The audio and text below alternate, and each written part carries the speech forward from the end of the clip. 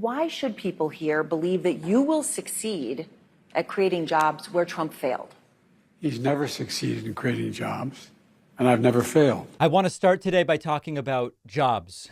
We both have some sort of tepid news about jobs today, and also some extraordinarily good news about jobs related directly to the Biden administration. And I think it's important to keep in mind that when you have a record of very high level of job creation, at some point it's going to slow down. This is sort of the way the economy works. And there is a lot of focus being put on an apparently negative headline that I think is very important to contextualize. So let's take a look at this kind of in pieces. First and foremost, weekly jobless claims have jumped to 231,000. And this is the highest since August. Now, a lot of this, remember, is in the way you write a headline. The numbers are jobless claims totaled a seasonally adjusted 231,000 for the week ending last week. That's up 22,000 from the week before and the highest number since August 2023. Now, bear in mind that that's about the last 9 months, and President Joe Biden has now been president for more than 3 years. So there is a lot being made out of, this is the worst number for new jobless claims in 9 months.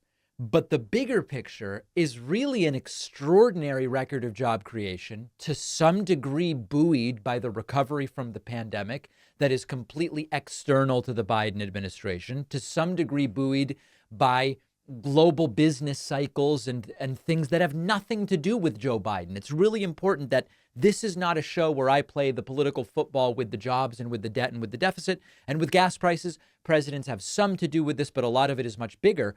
But the important takeaway here is that we had a Republican Party and a Republican candidate in Trump and a right-wing movement in MAGA that for all of 2020, we were told if Biden wins, the economy will end. You will have a 1929 style depression. No one will be working. The stock market will be in the toilet. You will have no indoor heating, no indoor cooling. I mean, you'll have to flush toilets 10 to 15 times. None of these things happened save the power flushing by Trump. We know that for whatever reason, and it's the documents or whatever, he's flushing toilets 10 to 15 times. But other than that prediction, none of this stuff has come true. And while the big picture job creation record is very good, we are seeing that not every month can be a record. Now let's move to some very interesting jobs news that relate to this as well.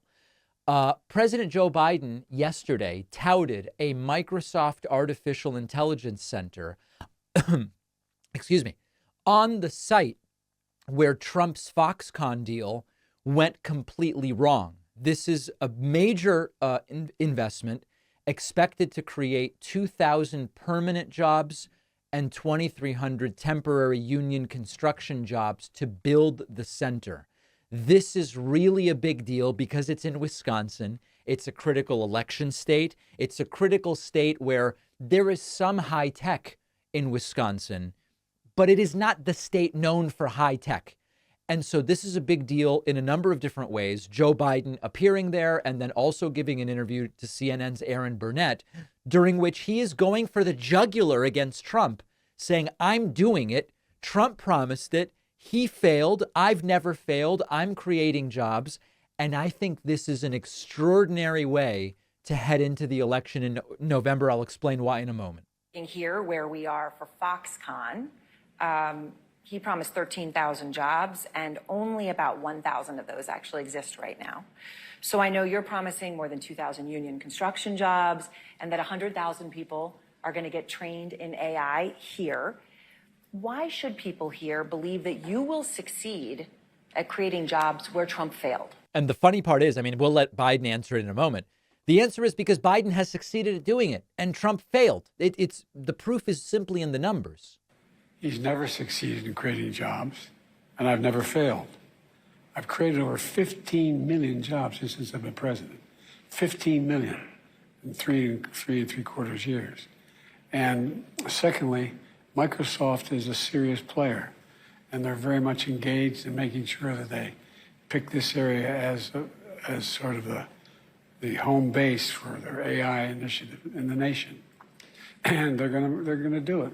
And just like, and by the way, well, I shouldn't go into it, but Trump is he started off with the golden shovels, For the groundbreaking for here the in the- groundbreaking, and talked about this being, the eighth wonder of the world. When has he ever done anything he said? I'm not being facetious. Think about it. He started off, he lost, other than Herbert Hoover, he's the only other president who lost more jobs than created in his 4-year term. He's, in the way he managed the end of his last year when the... So listen, I am with you that this does not exactly reek of effervescence and vigor. I'm with you.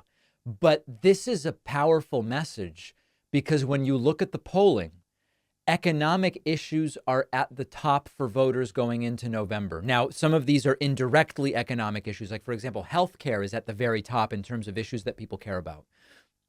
It is, I don't even know that indirectly, healthcare is an economic issue because in the United States, it's primarily tied to jobs. And if your job doesn't provide you with healthcare, health insurance, then you either need to go into one of these marketplaces and pay for it. It's economic. Inevitably, it's an economic issue.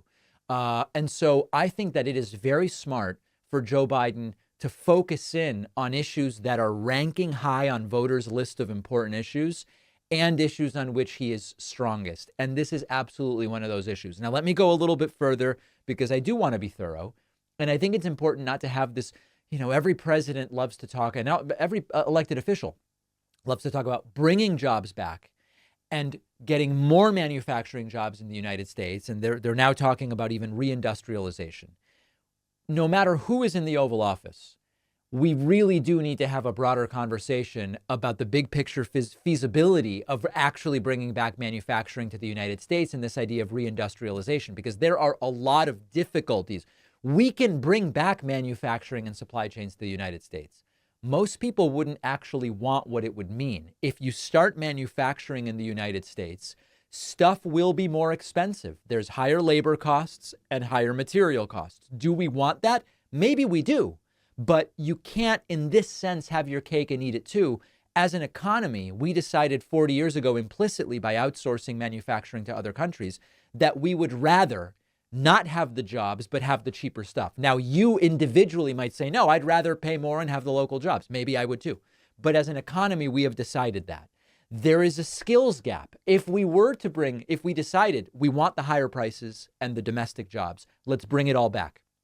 We would probably have a shortage of skilled workers in certain manufacturing areas because for decades now we've said we're going to outsource those jobs.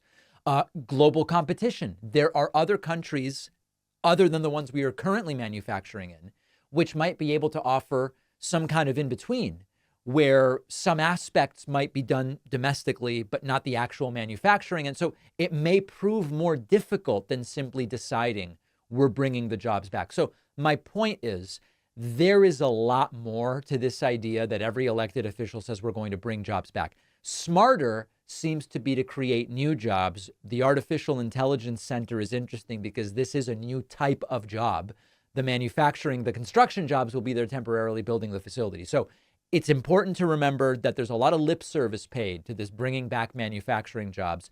I think that if you told a lot of Americans exactly what it would mean for prices on everything, many Americans wouldn't be so thrilled with it. It is time to start thinking like voters and to make sure that kids understand the importance of voting, how it works, registering, ballot initiatives, because so many kids just have no idea. That's why I wrote the new children's book, Think Like a Voter. I can think of no better time and no more important group of folks to try to reach. The book is now available at davidpakman.com/book, where, by the way, you can get the first 2 books in the series as well. Think Like a Detective and Think Like a Scientist. Really important stuff. Donate them to local libraries, classrooms. Read them with the kids. davidpakman.com/book.